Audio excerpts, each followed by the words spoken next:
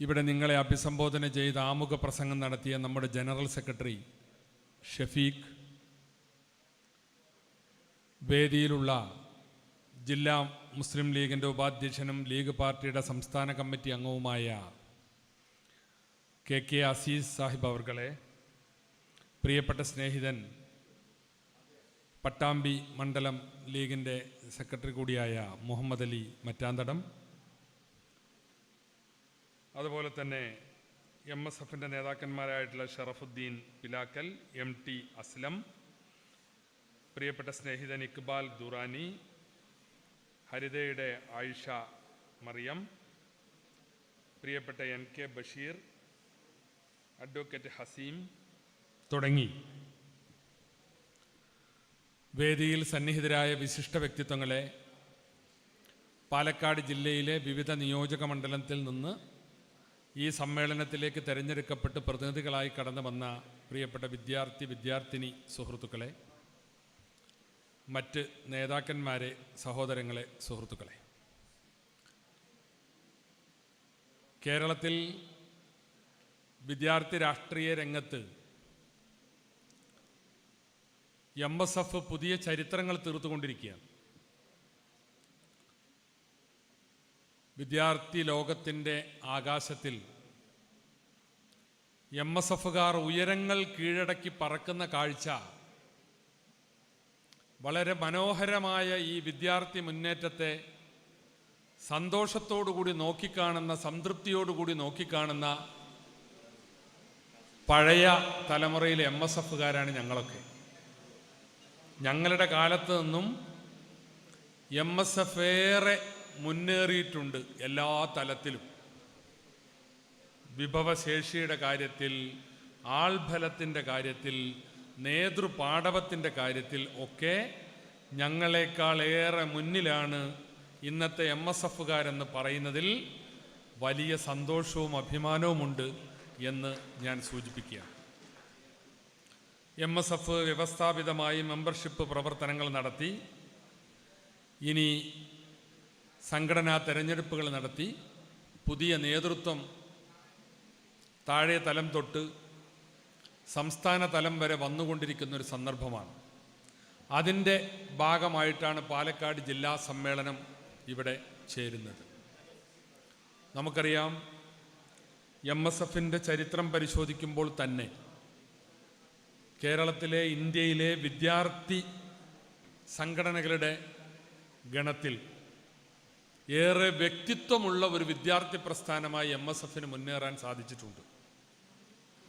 നിങ്ങൾ നമ്മുടെ രാജ്യത്തിൻ്റെ സ്വാതന്ത്ര്യ സമരം പരിശോധിച്ചു നോക്കൂ. സ്വാതന്ത്ര്യത്തിന് മുമ്പ് തന്നെ നമ്മുടെ നാട്ടിൽ MSFൻ്റെ മഹാസമ്മേളനങ്ങൾ നടന്നിരുന്നത് ചരിത്രരേഖയാണ്. തലശ്ശേരിയിൽ, പൊന്നാനിയിൽ, കോഴിക്കോട് 1940കളിൽ, 47-ന് മുമ്പ് ഒക്കെ വലിയ വിദ്യാർത്ഥി സമ്മേളനങ്ങൾ MSFൻ്റെ ആഭിമുഖ്യത്തിൽ നടന്നിട്ടുണ്ട്. അപ്പം അന്നും നമ്മുടെ പേര് MSF എന്ന് തന്നെയാണ്. ഇന്നും ആ പേരുമായി നമ്മൾ വിദ്യാർത്ഥികൾക്കിടയിൽ വർദ്ധിച്ച പിന്തുണയും പ്രാധാന്യത്തോടും കൂടി മുന്നേറിക്കൊണ്ടിരിക്കുകയാണ്. അപ്പോൾ MSF ചരിത്രപരമായി വലിയ പാരമ്പര്യമുള്ള ഒരു വിദ്യാർത്ഥി പ്രസ്ഥാനമാണ്. ഇന്ന് കേരളത്തിലെ ക്യാമ്പസുകളെ അടക്കി വാഴുന്ന വിദ്യാർത്ഥി പ്രസ്ഥാനമാണ്. സർവകലാശാല യൂണിയനുകൾക്ക് സാരഥ്യം കൊടുക്കുന്ന വിദ്യാർത്ഥി പ്രസ്ഥാനമാണ്. ഇവിടെ സെനറ്റ് മെമ്പർമാരിരിക്കുന്ന കാര്യം സൂചിപ്പിക്കുകയുണ്ടായി. നമ്മുടെ സർവകലാശാലകളിലെ ആധികാരിക സമിതികളാണ് സെനറ്റും സിൻഡിക്കേറ്റുമൊക്കെ. ആ സെനറ്റിൽ ആദ്യമായി വിദ്യാർത്ഥികൾക്ക് പ്രാതിനിധ്യം കൊടുത്തത് ലോകത്തിലാദ്യമായി കേരളത്തിലാണ്.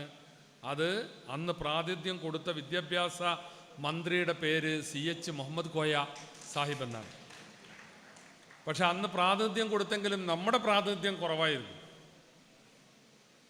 MSFകാർ സെനറ്റിലും സിൻഡിക്കേറ്റിലേക്കും ഒന്നും അങ്ങനെ കടന്നു വന്നിരുന്നില്ല. ഇപ്പോൾ ഇവിടെ നിങ്ങളുടെ വേദിയിൽ തന്നെ ഒരു MSFകാരൻ സെനറ്റ് മെമ്പറായി അമീൻ ഇവിടെ ഇരിക്കുന്നുണ്ട്.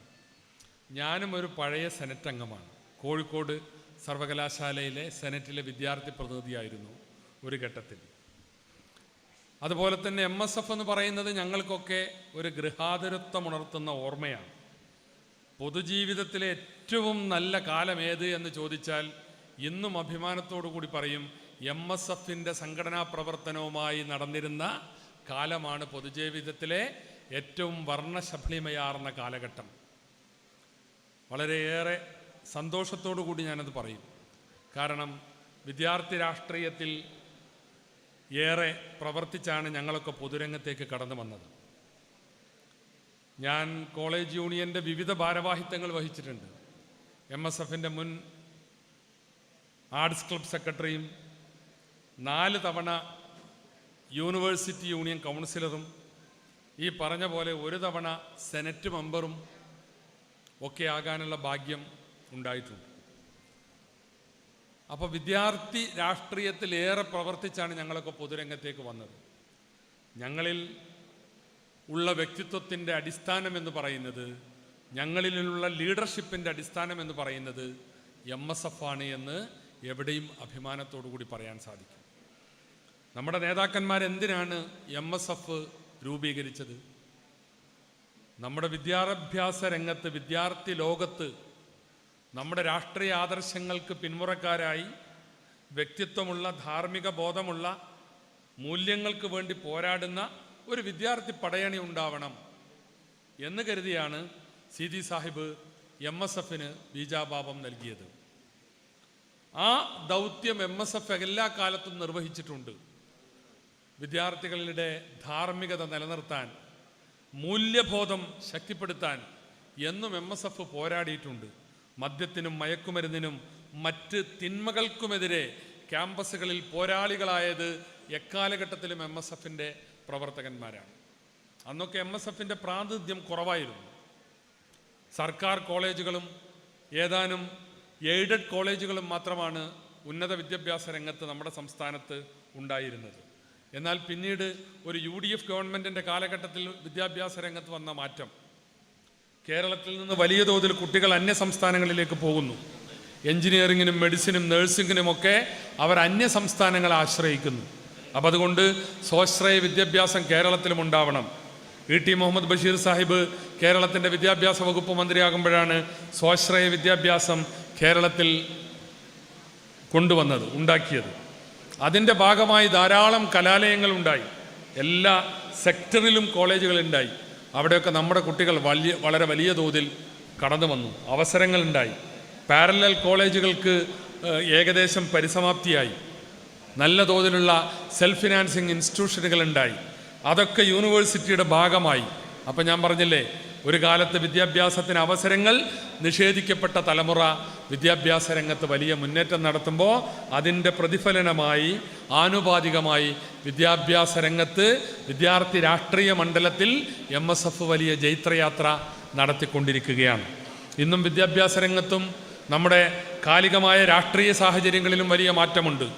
ഞങ്ങൾ MSF ആയിരുന്ന കാലമല്ല കുട്ടികളെ നിങ്ങളുടെ മുമ്പിലുള്ള കാലം. നമുക്കറിയാം, ഇന്ത്യ, നമ്മുടെ പ്രിയപ്പെട്ട മാതൃരാജ്യം ഏറ്റവും വലിയ തീക്ഷ്ണമായ വെല്ലുവിളികളിലൂടെ കടന്നുപോയിക്കൊണ്ടിരിക്കുന്ന ഒരു കാലഘട്ടമാണ്. India the largest democracy in the world എന്നാണ് ലോകം ഇന്ത്യയെ വാഴ്ത്തിയത്. സ്വാതന്ത്ര്യം കിട്ടി. സ്വാതന്ത്ര്യത്തിന് ശേഷമുള്ള പതിറ്റാണ്ടുകളിൽ ആ മതേതര ജനാധിപത്യ രാഷ്ട്രീയ സങ്കല്പവുമായി ഇന്ത്യ വികസനത്തിൻ്റെ പാതയിൽ മുന്നേറിയിട്ടുണ്ട്. എന്നാൽ സ്വാതന്ത്ര്യ കാലഘട്ടത്തിൽ തന്നെ ഇന്ത്യയെ ഒരു മതരാഷ്ട്രമാക്കി മാറ്റണം. ഈ രാജ്യത്തിൻ്റെ മതേതരത്വവും ജനാധിപത്യവും ഒന്നും പാടില്ല. RSSൻ്റെ ആദർശങ്ങളും മനുസ്മൃതിയും ഒക്കെ നമ്മുടെ നാട്ടിൽ പ്രാവർത്തികമാകണം എന്നാഗ്രഹിച്ചിരുന്ന ഒരു ഫാഷിസ്റ്റ് വിഭാഗം ഇന്ത്യയിൽ ഉണ്ടായിരുന്നു. ഇന്ന് കാലക്രമത്തിൽ അവർ രാജ്യത്തിൻ്റെ അധികാരത്തിലേക്ക് വന്നു. രാജ്യത്തിൻ്റെ അധികാരത്തിലേക്ക് വന്നപ്പോൾ വളരെയേറെ ഭീഷണി നിറഞ്ഞ ഒരു പതിറ്റാണ്ടുകളിലൂടെയാണ് ഇന്ത്യൻ ജനാധിപത്യം കടന്നുപോയിക്കൊണ്ടിരിക്കുന്നത്. കഴിഞ്ഞ പതിറ്റാണ്ടുകളിൽ നരേന്ദ്രമോദി ഇന്ത്യ ഭരിച്ചപ്പോൾ നമ്മളത് കണ്ടു. വിവേചനപരമായ നിയമങ്ങൾ കൊണ്ട് രാജ്യത്തെ ന്യൂനപക്ഷ സമൂഹങ്ങളിൽ അന്യതാബോധം സൃഷ്ടിക്കാൻ കഴിഞ്ഞ പതിറ്റാണ്ടിലെ പ്രവർത്തനം കൊണ്ട് നരേന്ദ്രമോദി ഗവൺമെൻറ്റിന് സാധിച്ചു. ന്യൂനപക്ഷങ്ങൾ അരക്ഷിതരായി. ന്യൂനപക്ഷങ്ങൾ ഈ രാജ്യത്തിൻ്റെ ഭാഗമല്ലെന്ന് വരുത്തി തീർക്കാൻ, അവർക്ക് പ്രത്യേകമായ വിവേചനപരമായ നിയമങ്ങൾ ഉണ്ടാക്കാൻ നരേന്ദ്രമോദി നിരന്തരം ശ്രമിച്ചുകൊണ്ടിരുന്നു. ഇത് RSSന്റെ അജണ്ടകളായിരുന്നു. ഞാൻ അതിൻ്റെ ഒന്നും വിശദാംശങ്ങളിലേക്ക് പോകുന്നില്ല. എന്തിനേറെ ഈ രാജ്യത്തിൻ്റെ പൗരത്വം നൽകുമ്പോൾ പോലും അവിടെ മതത്തിൻ്റെ പേരിൽ വിവേചനമേർപ്പെടുത്തിയ നിയമനിർമ്മാണങ്ങളുണ്ടായി. അതാണ് CAA, സിറ്റിസൺഷിപ്പ് അമെൻമെൻറ്റ്. നമ്മുടെ ജില്ലാ സെക്രട്ടറി സിദ്ദീഖ് വക്കീലും വേദിയിലെത്തിയിരിക്കുകയാണ്. സിറ്റിസൺഷിപ്പ് അമെൻമെൻറ്റ് ആക്ട് എന്ന് പറയുന്നത് എന്താണ്? ഈ രാജ്യത്ത് ജനിച്ചവർക്കെല്ലാം പൗരത്വം നൽകാൻ ഈ രാജ്യത്തിന് ബാധ്യതയുണ്ട്, ഉത്തരവാദിത്തമുണ്ട്. നമ്മുടെ ഭരണഘടന പറയുന്ന അതാണ്. ഈ രാജ്യത്തേക്ക് താമസം മാറ്റി ഇങ്ങോട്ട് മൈഗ്രേറ്റ് ചെയ്ത് കടന്നു വന്നവർക്കും നിശ്ചിത കാലാവധി കഴിഞ്ഞാൽ ഇവിടെ പൗരത്വം കൊടുക്കണം. അതാണ് ഭരണഘടന. അവിടെയാണ് ആദ്യപടി എന്നുള്ള നിലയിൽ സംഘപരിവാർ അങ്ങനെ കടന്നു വന്നവർക്ക് എക്സെപ്റ്റ് മുസ്ലിം കമ്മ്യൂണിറ്റി, മുസ്ലിം സമൂഹം ഒഴികെ ഉള്ളവർക്ക് അങ്ങനെ അപേക്ഷിച്ചാൽ ഇന്ത്യയുടെ അയൽ രാജ്യങ്ങളായ 7 രാഷ്ട്രങ്ങളിൽ നിന്ന് കടന്നു വന്ന ജനവിഭാഗങ്ങളിൽ മുസ്ലിങ്ങൾ ഒഴികെയുള്ളവർ അപേക്ഷിച്ചാൽ അവർക്ക് പൗരത്വം നൽകും. അതാണ് CAA. അപ്പോൾ പ്രത്യക്ഷത്തിൽ കേൾക്കുമ്പോൾ വലിയ അപകടമൊന്നുമില്ലല്ലോ എന്ന് തോന്നും. പക്ഷേ ഇതൊരു ചുവടുവെപ്പാണ്. ഒരു വിവേചനപരമായ സമൂഹമായി ഒരു വിഭാഗത്തെ മാറ്റുക, അതായിരുന്നു അവരുടെ ആദ്യത്തെ തന്ത്രം. അതുപോലെ തന്നെ നമുക്കറിയാം മുത്തലാഖ് നിയമം. കേൾക്കുമ്പോൾ വിചാരിക്കും ഇത് വളരെ രാജ്യത്തെ സഹോദരിമാരുടെ, സ്ത്രീകളുടെ പ്രശ്നങ്ങൾ പരിഹരിക്കാൻ ഉണ്ടാക്കിയ നിയമമാണ്. അല്ല, വിവാഹവും വിവാഹമോചനവും ഒക്കെ എല്ലാ കമ്മ്യൂണിറ്റിയിലും ഉണ്ട്. പക്ഷേ ഒരു മുസ്ലിം കമ്മ്യൂണിറ്റിയിൽ ഒരാൾ വിവാഹമോചനം ചെയ്താൽ അതിൻ്റെ പേരിൽ അയാളുടെ പേരിൽ ക്രിമിനൽ കേസ് എടുക്കുക, മറ്റ് കമ്മ്യൂണിറ്റികൾക്കൊന്നും അത് ബാധകമല്ലാതാക്കുക. അങ്ങനെ വരുമ്പോൾ അതും ഒരു ശക്തമായ വിവേചനമാണ്. ഇവിടെ മുസ്ലിം സമൂഹത്തിന് ഒരുപാട് പ്രശ്നങ്ങളുണ്ട്. മുസ്ലിമായി ജീവിക്കണമെങ്കിൽ ന്യൂനപക്ഷ ജനവിഭാഗങ്ങൾ അവരുടെ വ്യക്തിത്വം നിലനിർത്തി ജീവിക്കാൻ പറ്റിയ നാടല്ല ഇന്ത്യ. അവർ ഒരുപാട് വിവേചനങ്ങൾ നേരിടുന്നവരാണെന്ന് വരുത്തി തീർക്കുക, ഫലത്തിൽ അങ്ങനെ ആക്കുക. അതായിരുന്നു നരേന്ദ്രമോദിയുടെ ഉദ്ദേശം. അങ്ങനെ മുത്തലാഖ് നിയമം ഉണ്ടായി. ഇപ്പോൾ ആർട്ടിക്കിൾ 356 നിങ്ങൾക്കറിയാം, കാശ്മീറുമായി ബന്ധപ്പെട്ട നിയമമാണ്. ചില പ്രത്യേക പ്രിവിലേജ് കാശ്മീർ എന്ന് പറയുന്ന സംസ്ഥാനത്തിനുണ്ട്. ഈ നരേന്ദ്രമോദി സർക്കാർ അതെടുത്തു കളഞ്ഞു. അപ്പം നിങ്ങൾ പഠിക്കേണ്ടത്, നിങ്ങൾ മനസ്സിലാക്കേണ്ടത്, ഈ പ്രത്യേകമായ അധികാരവും അവകാശവും കാശ്മീരിന് മാത്രമേ ഉള്ളൂ അല്ല. ഇന്ത്യയിലെ അതിർത്തി സംസ്ഥാനങ്ങളിൽ പലതിനും ഭരണഘടനയിലെ തൊട്ടടുത്ത വകുപ്പുകൾ അതാണ് പറയുന്നത്. അരുണാചൽ പ്രദേശിന് ചില പ്രത്യേക അവകാശമുണ്ട്, സിക്കിമിനുണ്ട്, മിസോറാമിനുണ്ട്. അങ്ങനെ വിവിധ അതിർത്തി സംസ്ഥാനങ്ങൾക്കൊക്കെ ചില പ്രത്യേക അധികാരാവകാശങ്ങളുണ്ട്. അതുപോലുള്ള ചില പ്രത്യേക അധികാരാവകാശങ്ങളാണ് കാശ്മീരിനുണ്ടായിരുന്നത്. പക്ഷേ അവിടെ ജീവിക്കുന്നത് മഹാന്യൂനപക്ഷ ജനവിഭാഗമായതുകൊണ്ട് ആ പ്രത്യേക അധികാരാവകാശങ്ങൾ എടുത്തു കളഞ്ഞു. അങ്ങനെ ഒട്ടനവധി വിവേചനപരമായ നിയമങ്ങൾ. ഇപ്പോൾ നമുക്കറിയാം ഏക സിവിൽ കോഡിലേക്ക് വന്നത്.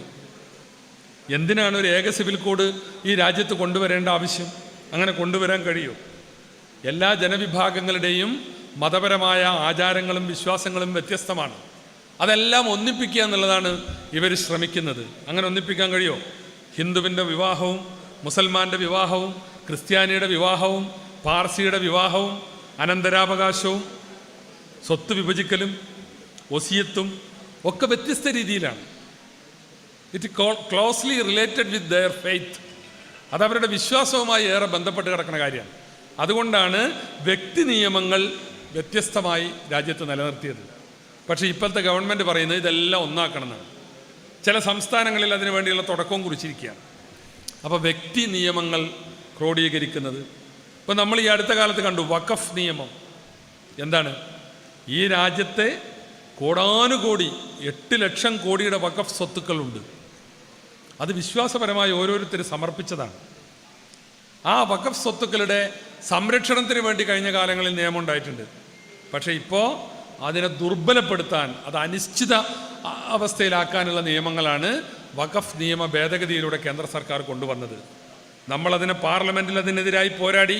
ഈ പറഞ്ഞതിലൊക്കെ നിയമ പോരാട്ടങ്ങളുടെ വഴിയുമുണ്ട്. പാർലമെൻറ്റിൽ മഹാഭൂരിപക്ഷത്തിൽ സംഘപരിവാർ അത് പാസാക്കിയപ്പോൾ രാജ്യത്തിൻ്റെ സുപ്രീം കോടതിയിൽ അത് ചോദ്യം ചെയ്ത് അതിനെതിരെ പോരാട്ടങ്ങളിൽ ഒരു പരിധിവരെ വിജയിച്ചു നിൽക്കുന്ന പാർട്ടിയാണ് ഇന്ത്യൻ യൂണിയൻ മുസ്ലിം ലീഗ് എന്ന് നമുക്ക് കാണാൻ സാധിക്കും. വഖഫ് നിയമത്തിൽ പാർലമെൻറ്റ് പാസ്സാക്കിയ 2 ക്ലോസ് ഇപ്പം തന്നെ സുപ്രീം കോടതി തൽക്കാലം തടഞ്ഞു. ഇത് നടപ്പാക്കാൻ പറ്റട്ടെ, ഈ കേസ് തീർപ്പായിട്ട് മതി ആ 2 ക്ലോസുകൾ നടപ്പാക്കലെന്ന് പറഞ്ഞാൽ ഫലത്തിൽ പാർലമെൻറ്റ് പാസ്സാക്കിയ നിയമം തൽക്കാലം സ്റ്റേ ചെയ്തിരിക്കുകയാണ് സുപ്രീം കോടതി. അപ്പോൾ ജനാധിപത്യപരമായ പോരാട്ടവും നിയമപരമായ പോരാട്ടവും രാഷ്ട്രീയമായ പോരാട്ടവും നിയമപരമായ പോരാട്ടവും ലീഗ് നേതൃത്വം കൊടുത്തുകൊണ്ടിരിക്കുകയാണ്. അപ്പോൾ അങ്ങനെയുള്ള ഒരു കലുഷിതമായ സാഹചര്യം. ഇപ്പം ഇന്ന് ഇവിടെ നടക്കുന്ന ഏറ്റവും പ്രധാനപ്പെട്ട ചർച്ച എന്താണ്? RSSൻ്റെ നേതാവ് ദത്താത്രേയ പറഞ്ഞു, നമ്മുടെ ഭരണഘടനയിൽ നിന്ന് മതേതരത്വവും സോഷ്യലിസവും, സെക്യുലർ സോഷ്യൽ ഡെമോക്രാറ്റിക് കൺട്രി എന്നത് മാറ്റണം. അതാണ് അവരുടെ ആവശ്യം. ഇന്ത്യൻ ഭരണഘടനയുടെ പ്രിയാമ്പിൾ വായിച്ചവർക്കറിയാം, we the people of India solemnly resolved to constitute India into a sovereign, secular, socialist, democratic country. നമ്മളെല്ലാവരും ചേർന്ന് ഇന്ത്യയെ രൂപീകരിക്കുന്നു. എങ്ങനെ? അത് മതേതരമായിരിക്കണം, അത് സോഷ്യലായിരിക്കണം, സോഷ്യലിസം ഉള്ളതായിരിക്കണം, അത് ജനാധിപത്യപരമായിരിക്കണം എന്നുള്ളതാണ്. അതിൽ നിന്ന് സോഷ്യലിസവും സെക്യുലറിസവും എടുത്തു കളയണം എന്നുള്ളതാണ് RSSൻ്റെ നേതാവ് ദത്താത്രേയെ ആവശ്യപ്പെട്ടത്. ഇന്ന് ഏറെ വിചിത്രമായൊരു സംഗതി ഇന്ന് നമ്മൾ പത്രങ്ങളിൽ കാണുന്നത്, രാജ്യത്തിൻ്റെ ഉപരാഷ്ട്രപതി പറയുകയാണ് അത് ശരിയാണ്.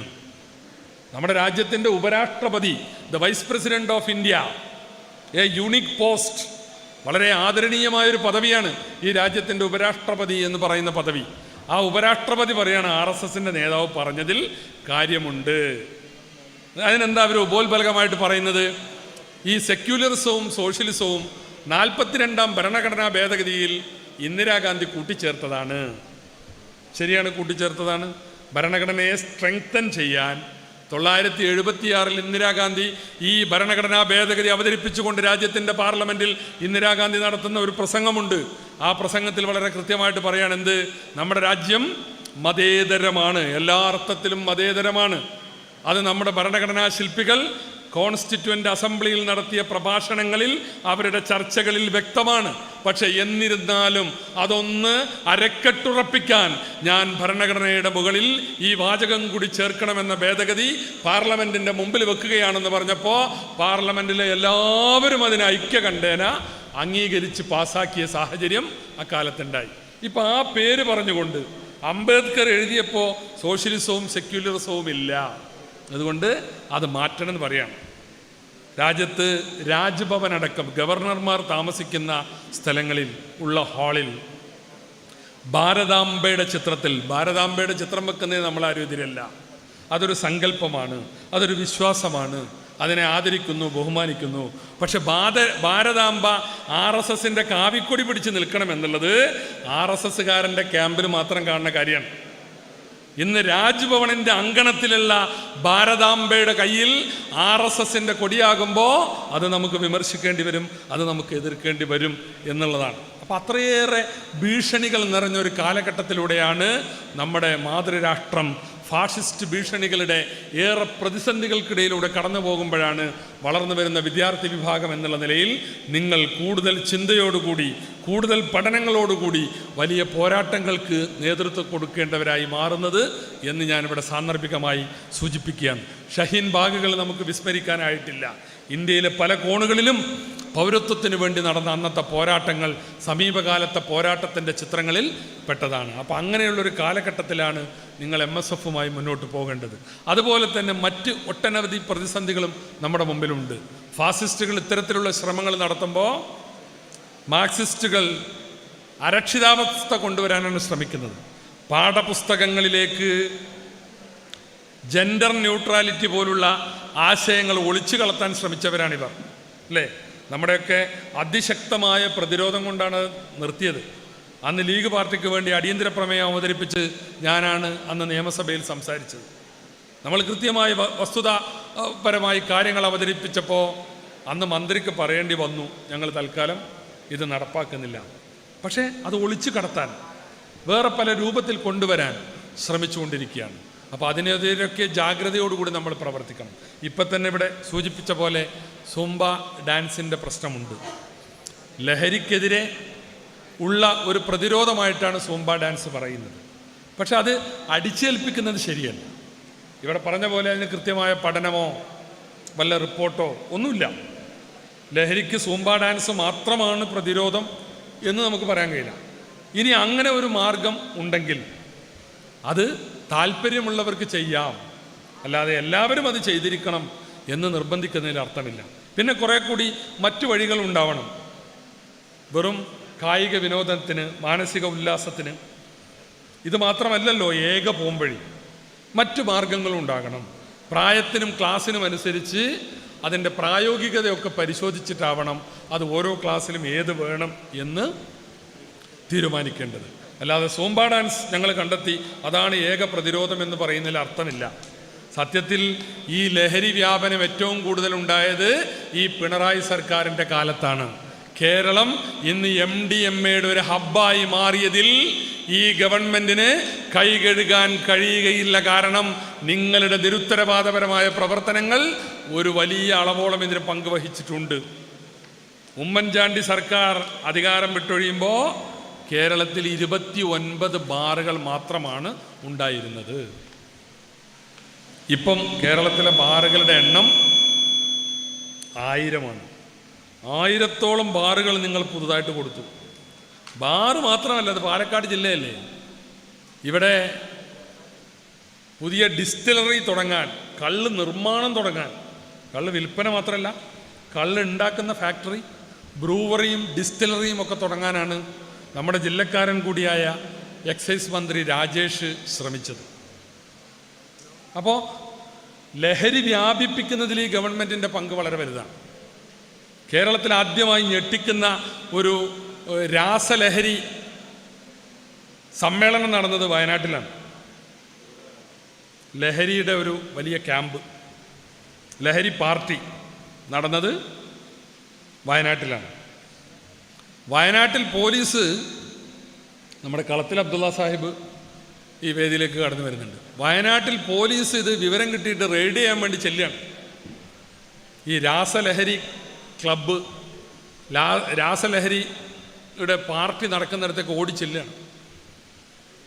പോയ പോലീസ് അതേ സ്പീഡിൽ തന്നെ തിരിച്ചിങ്ങോട്ട് വരിക. പോലീസ് ആരെയും പിടിക്കണില്ല, അറസ്റ്റ് ചെയ്യണില്ല. എന്താ കാരണം?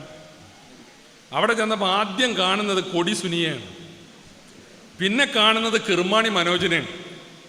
പോലീസ് അവർക്ക് സല്യൂട്ട് അടിച്ചിട്ട് തിരിച്ചു വന്നു. കാരണം അവരെ തൊട്ടാൽ പോലീസിൻ്റെ കൈകൊള്ളും. ഇതാണ് കേരളത്തെ ഞെട്ടിച്ച ആദ്യത്തെ രാസലഹരി പാർട്ടി വയനാട്ടിൽ നടന്നപ്പോൾ പോലീസിനുണ്ടായ അനുഭവം.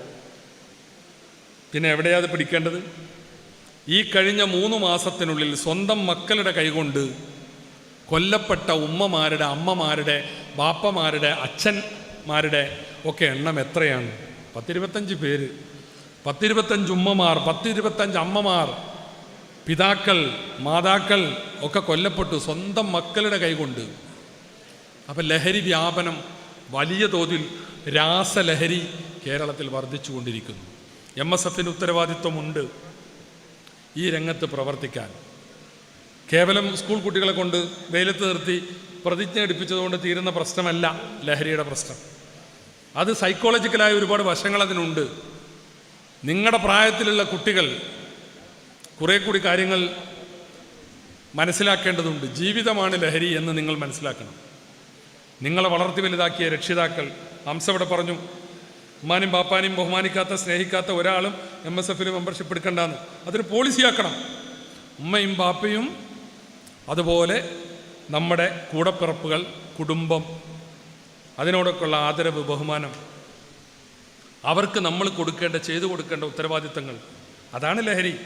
നമ്മളെ വളർത്തി വലുതാക്കിയ ഉമ്മാക്കും ബാപ്പാക്കും തിരിച്ച് നമ്മൾ കൊടുക്കുന്ന സ്നേഹം, അവർക്ക് കൊടുക്കുന്ന കരുതൽ, അതിൽ നമ്മൾ ആനന്ദം കണ്ടെത്താൻ സാധിക്കണം. നമ്മുടെ നേട്ടങ്ങൾ കൊണ്ട്, നമ്മുടെ സമ്പാദ്യങ്ങൾ കൊണ്ട് അവരെ നല്ല നിലയിൽ പരിപാലിക്കാൻ കഴിയണം. നമുക്കൊരു കുടുംബമുണ്ടാവണം. നിങ്ങൾക്ക് നാളെ ഒരു കുടുംബമുണ്ടാകും, നിങ്ങൾക്ക് കുട്ടികളുണ്ടാകും. അങ്ങനെ മാന്യമായി ജീവിച്ച് സമൂഹത്തിൽ അടയാളപ്പെടുത്തി മറഞ്ഞു പോകണം. അല്ലാതെ MDMA ഉപയോഗിച്ച് 5 കൊല്ലം കൊണ്ട് ഒന്നുകിലും ആ കുട്ടി ആത്മഹത്യ ചെയ്യും, അല്ലെങ്കിൽ ഇൻറ്റേർണൽ ഓർഗൻ തകർന്ന് മരിക്കും. കരളോ കിഡ്നിയോ ഹാർട്ടോ ഒക്കെ തകർന്ന് മരിക്കും. അതല്ലെങ്കിലോ ആദ്യമൂത്ത് ഭ്രാന്തായിട്ട് ആത്മഹത്യ ചെയ്യും. MDMA ഉപയോഗം തുടങ്ങിയാൽ പറയപ്പെടുന്നു, ഉപയോഗം തുടങ്ങിയാൽ പിന്നെ ആ കുട്ടിക്ക് ഒരു തരം ആദ്യമാവും അത്രേ. ഇത് ഒരു യൂത്ത് ലീഗ് നേതാവ് എന്നോട് മുമ്പ് പറഞ്ഞൊരു കഥയുണ്ട്. നമ്മളെ കുട്ടികൾ അവിടെ നിന്നൊക്കെ പോകണം. കാരണം എന്ത്, ഉപദേശിക്കാൻ വേണ്ടി പറഞ്ഞപ്പോൾ നീ എന്തിനാ ഇങ്ങനെയൊക്കെ മോശപ്പെട്ട് ഈ മയക്കുമരുന്നൊക്കെ ഉപയോഗിക്കണത്, എന്തിനാ MDMA ഉപയോഗിക്കണമെന്ന് പറഞ്ഞപ്പോൾ ഉപദേശകനോട് തിരിച്ചു പറഞ്ഞത്രേ, നിങ്ങളാന്ന് ഉപയോഗിച്ച് നോക്കണം, ഒരു മിനിറ്റ് കൊണ്ട് സ്വർഗത്തിൽ പോകുന്നു, ഒരു മിനിറ്റ് കൊണ്ട് വല്ലാത്തൊരു ലോകത്തെത്തുന്നു. അങ്ങനെ ഒരു മായാലോകത്തെത്തി അസ്തമിക്കാനുള്ളതല്ല നിങ്ങളുടെ ജീവിതം. നിങ്ങളുടെ ജീവിതം ഞാൻ ഈ പറഞ്ഞ പോലെ ജീവിതം ലഹരിയായി ഇവിടെ സ്നേഹം കൊടുത്തും വാങ്ങിയും ഉത്തരവാദിത്തങ്ങൾ നിർവഹിച്ചും കടപ്പാടുകൾ നിർവഹിച്ചും ഈ ഭൂമുഖത്ത് ഇതൊരു ദൈവനിയോഗമാണ് ഈ ജീവിതം. ഇവിടെ പടച്ചോൻ പറഞ്ഞതിനനുസരിച്ച് ജീവിച്ച് നാളെ ഒരു ലോകമുണ്ട്, ആ ലോകത്തേക്കുള്ളത് സമ്പാദിച്ചിട്ട് വേണം കടന്നു പോകാൻ. അവിടെ അത് പഠിപ്പിക്കാൻ നമുക്ക് കഴിയണം, അത് പറഞ്ഞു കൊടുക്കാൻ നമുക്ക് കഴിയണം. ക്ഷിപ്രകോപികളായി നമ്മുടെ കുട്ടികൾ മാറുന്നു. താമരശ്ശേരിയിലെ സംഘടനത്തിൽ 2 സ്കൂളിലെ കുട്ടികൾ ഒരു ട്യൂട്ടോറിയൽ കോളേജിൽ വെച്ചുണ്ടായ തർക്കമാണ്. അവിടെ വെച്ചൊരു വിഭാഗം പ്രഖ്യാപിക്കുകയാണ്, ഞങ്ങൾ നാളെ ഷഹബാസിനെ തീർത്തിരിക്കും. അല്ലേ, ആരാ ഷഹബാസ്? അവരതേ പ്രായത്തിൽ 10, 15, 16 വയസ്സുള്ള കുട്ടി. ഞങ്ങൾ നാളെ ഷഹബാസിനെ തീർത്തിരിക്കും. തീർത്തു. കരാട്ടയിൽ ഉപയോഗിക്കുന്ന നെഞ്ചാക്ക് എന്ന് പറയുന്ന ആയുധം കൊണ്ടുവന്ന് 2ാമത്തെ ദിവസം അവർ സംഘട്ടനം ഉണ്ടാക്കി അവിടെ വെച്ച് ആ കുട്ടിയുടെ തലമണ്ട അടിച്ച് പൊളിച്ചു. തീർത്തു. ആ കുട്ടി മരിച്ചു. ഒരു നോവായി, ഒരു സങ്കടമായി ആ കുടുംബത്തിൻ്റെ മുമ്പിൽ അത് നിൽക്കുകയാണ്. 2 ദിവസം കഴിഞ്ഞ് 4 ദിവസം കഴിഞ്ഞ് പരീക്ഷ എഴുതാൻ ഈ ഷഹബാസിനെ തീർത്ത കുട്ടികൾ വന്നു. പ്രതികളായ 5-8 പേരുണ്ട്. ഈ 5-8 പേര് വരുന്നതറിഞ്ഞ് സമൂഹം അവിടെ ഒത്തുചേർന്നു. അവരെ കാർക്കിച്ചു തുപ്പി കൊലയാളികളെന്ന് അവർക്കെതിരെ ആക്ഷേപശരങ്ങൾ ഉയർത്തി. ഞാൻ ചോദിക്കട്ടെ, ഈ 15, 16 വയസ്സായ കുട്ടികൾക്ക് ഇനി എത്രമാത്രം ജീവിതം ബാക്കിയുണ്ട്? അവർ ജീവിതകാലം മുഴുവനും കൊലയാളികളായിരിക്കും. നേതാക്കന്മാരുടെ ഒരു വലിയ പ്രവാഹം തന്നെ ഉണ്ടായിക്കൊണ്ടിരിക്കുകയാണ്. ജില്ലാ പ്രസിഡന്റ് മരക്കാർ മൗലവി സാഹിബും വേദിയിലെത്തി. അപ്പം ഞാൻ ദീർഘിപ്പിക്കുന്നില്ല. അപ്പോൾ ആ കുട്ടി, മരണപ്പെട്ട കുട്ടി ഒരു നൊമ്പരമാണ്, ഒരു സങ്കടമാണ്. എൻ്റെ വീക്ഷണത്തിൽ ക്ഷിപ്രകോപികളായി ഒരു മിനിറ്റിൻ്റെ വികാര വിക്ഷോഭത്തിൽ ഈ സംഘട്ടനത്തിൽ ഏർപ്പെട്ട് പ്രതികളായിപ്പോയ ഈ 5-8 മക്കളും അതുപോലെ തന്നെയാണ്. അപ്പോൾ നിങ്ങളൊക്കെ കുട്ടികളാണ്, ഒരുപാട് ഇത്തരം ഘട്ടങ്ങൾ കടന്നു പോകേണ്ടവരാണ്. അപ്പോൾ അമിതമായ ക്ഷോഭം പാടില്ല, ക്ഷമയുണ്ടാവണം. ക്ഷമ ജീവിതത്തിൽ അവലംബിക്കാൻ കഴിയണം. പാണക്കാട് സയ്യിദ് മുഹമ്മദ് അലി ശിഹാബ് തങ്ങളോട് ഒരു പത്രക്കാരൻ ഒരു ഇൻ്റർവ്യൂവിൽ ചോദിക്കുന്നുണ്ട്, വിശുദ്ധ ഖുർആനിൽ നിങ്ങൾക്ക് ഏറ്റവും ഇഷ്ടപ്പെട്ട വാചകം ഏതാണ് എന്ന് ചോദിക്കുന്നുണ്ട്. തങ്ങൾ പറയുന്ന മറുപടിയുണ്ട്, 6666 ആയത്തുകളും അള്ളാഹുവിൻ്റെ കലാമാണ്, എല്ലാം നമുക്ക് ഇഷ്ടമുള്ളതാണ്, നമ്മൾ സ്വീകരിക്കേണ്ടതാണ്. പക്ഷേ ഇന്നല്ലാഹ മഹസ്വാബിരീൻ, നിശ്ചയം അള്ളാഹു ക്ഷമാശീലരുടെ കൂടെയാണ് എന്ന വചനം എന്നെ ഏറെ ആകർഷിച്ചിട്ടുണ്ട് എന്ന് ശിഹാബ് തങ്ങൾ പറയുന്നുണ്ട്. അപ്പോൾ നമ്മൾ ക്ഷമ അവലംബിക്കേണ്ട ഒരു സമൂഹം കൂടിയാണ്. ഇങ്ങനെ ക്ഷിപ്രകോപികളാകേണ്ടവരല്ല എന്നതും കൂടി ഞാനിവിടെ വിദ്യാർത്ഥികളുടെ നേതാക്കന്മാരെന്ന നിലയിൽ ഞാൻ നിങ്ങളെ ഓർമ്മപ്പെടുത്തുകയാണ്. ദീർഘിപ്പിക്കുന്നില്ല. അപ്പോൾ അങ്ങനെ എല്ലാ അർത്ഥത്തിലും കലുഷിതമായ ഒരു കാലഘട്ടത്തിൽ മുന്നോട്ട് പോവേണ്ടവരാണ് നമ്മൾ. ഈ അടുത്ത് യുദ്ധത്തിന് സാക്ഷ്യം വഹിച്ച ഇറാനിൽ ഒരു പെൺകുട്ടി, നിങ്ങളെപ്പോലെ ഒരു 23 വയസ്സുകാരി, ഒരു യൂണിവേഴ്സിറ്റി വിദ്യാർത്ഥിനി, അന്ന് ഇസ്രായേൽ നടത്തിയ ബോംബിങ്ങിൽ അവളും അവളുടെ കുടുംബവും ഒരു തീഗോളമായി മാറുകയുണ്ടായി. അവസാനിക്കുന്നതിന് ഏതാനും ദിവസങ്ങൾക്ക് മുമ്പ് അവളൊരു കവയിത്രി കൂടിയാണ്. അവൾ എഴുതി, ഈ ലോകത്ത് നീയും ഞാനും അവസാനിക്കും. ലോകത്തിലെ ഏറ്റവും മനോഹരമായ കവിത നിശബ്ദമാകും, കത്തിജ്വലിക്കും, ഞാൻ ഒടുങ്ങും. നേർത്ത പുക പോലെ നിന്റെ ആകാശത്തിലെ കെട്ട നക്ഷത്രമാവും. ഞാനൊരു കെട്ട നക്ഷത്രമായി പോവും. എനിക്ക് ഒരുപാട് പ്രതിഭയുണ്ട്, ഒരുപാട് ആഗ്രഹങ്ങളുണ്ട്, ഒരുപാട് മോഹങ്ങളുണ്ട്. പക്ഷേ എനിക്ക് ജീവിക്കാൻ സ്വാതന്ത്ര്യമില്ല. ഞാൻ വൈകാതെ ഒരു കെട്ട നക്ഷത്രമായി പോകുമെന്ന് ആ കുട്ടി മുൻകൂട്ടി കാണുകയാണ് തൻ്റെ ജീവിത സാഹചര്യം. എന്താ? അവരുടെ മുമ്പിലുള്ള സംഘർഷങ്ങളാണ്. അവരുടെ നാടൊരു യുദ്ധത്തിൽ ഏർപ്പെട്ടു. എപ്പോൾ വേണമെങ്കിലും ഒരു മിസൈൽ പതിക്കാം, ഒരു വലിയ ബോംബിങ് വരാം, എനിക്ക് മുന്നോട്ട് ജീവിതം കൊണ്ടുപോകാൻ സാധിക്കില്ല. ആ നിരാശയാണ്, ആ പ്രതിഷേധമാണ് ആ വരികളിലെങ്കിൽ നമുക്ക് അങ്ങനത്തെ സാഹചര്യങ്ങളൊന്നുമില്ല. നമുക്ക് പടച്ചവനെത്തിച്ചിട്ട് ദൈവ കടാക്ഷം കൊണ്ട് എല്ലാ സൗഭാഗ്യങ്ങളും സൗകര്യങ്ങളുമുണ്ട്. അപ്പോൾ നിങ്ങളാരും അങ്ങനെ കെട്ടുപോയ നക്ഷത്രങ്ങളാവേണ്ടവരല്ല. നിങ്ങളൊക്കെ ജ്വലിക്കുന്ന നക്ഷത്രങ്ങളാവാൻ നിങ്ങൾക്ക് സാധിക്കും. നിങ്ങളുടെ മേഖലകളിൽ, നിങ്ങളുടെ പഠനരംഗങ്ങളിൽ നന്നായി ശ്രദ്ധിക്കുക, നല്ല കാഴ്ചപ്പാടോടുകൂടി പഠിക്കുക, അങ്ങനെ മുന്നേറുക. ഒരു നിലയിൽ നിങ്ങൾ എത്തിച്ചേരണം. MSF അതിനെല്ലാ പിന്തുണയും നിങ്ങൾക്ക് നൽകിയിട്ടുണ്ട്, നമ്മുടെ വിദ്യാർത്ഥികൾക്ക് നൽകാറുണ്ട്. അതാണ് MSFൻ്റെ പ്രത്യേകത. അപ്പോൾ അതൊക്കെ ഇന്നും തുടരുന്നുണ്ട്. MSFൻ്റെ സ്കോളർഷിപ്പ്, MSFൻ്റെ പിന്തുണയിൽ IAS പഠിച്ച കുട്ടികൾ ഇതൊക്കെ കേൾക്കുമ്പോൾ ഞാൻ പറഞ്ഞില്ലേ, ഞങ്ങൾ ഹർഷപുളകിതരാവുകയാണ്. ഇന്നത്തെ MSF കൂടുതൽ ഭാവനാ സമ്പന്നമായി കൂടുതൽ പുതിയ പുതിയ മേഖലകളിലേക്ക് ഉജ്ജ്വലമായ മുന്നേറ്റം നടത്തുന്നു എന്നുള്ളത് ഈ കാലഘട്ടത്തിൻ്റെ പ്രത്യേകതയാണ്. നിങ്ങൾക്ക് എല്ലാവിധ വിജയങ്ങളും മുമ്പേ കടന്നുപോയ ചേട്ടന്മാരെന്ന നിലയിൽ നിങ്ങൾക്ക് ആശംസിച്ചുകൊണ്ട് ഈ പ്രൗഢമായ പാലക്കാട് ജില്ലാ MSFൻ്റെ പ്രതിനിധി സമ്മേളനം ഔപചാരികമായി ഉദ്ഘാടനം ചെയ്തതായി പ്രഖ്യാപിച്ചുകൊണ്ട് ഞാൻ എൻ്റെ എളിയ വാക്കുകൾ ഉപസംഹരിക്കുന്നു.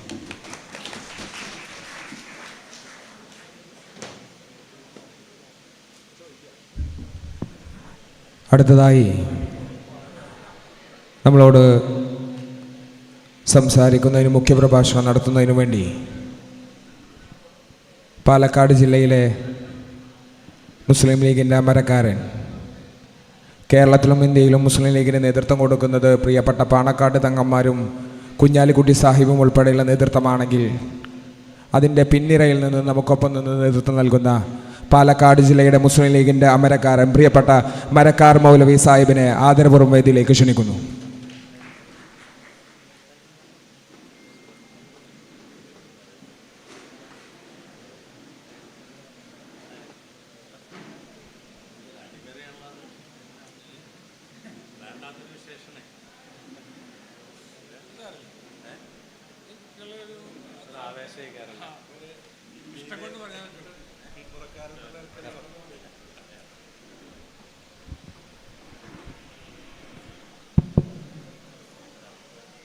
അസ്സലാമു അലൈക്കും വറഹ്മത്തുള്ളാഹി വബറകാതുഹു. ബിസ്മില്ലാഹിർ റഹ്മാനിർ റഹീം. അൽഹംദുലില്ലാഹി റബ്ബിൽ ആലമീൻ. വസ്സലാത്തു വസ്സലാമു അലാ അഷ്റഫിൽ മഖ്ലൂഖീൻ വഅലാ ആലിഹി വസഹ്ബിഹി അജ്മഈൻ. പ്രിയപ്പെട്ട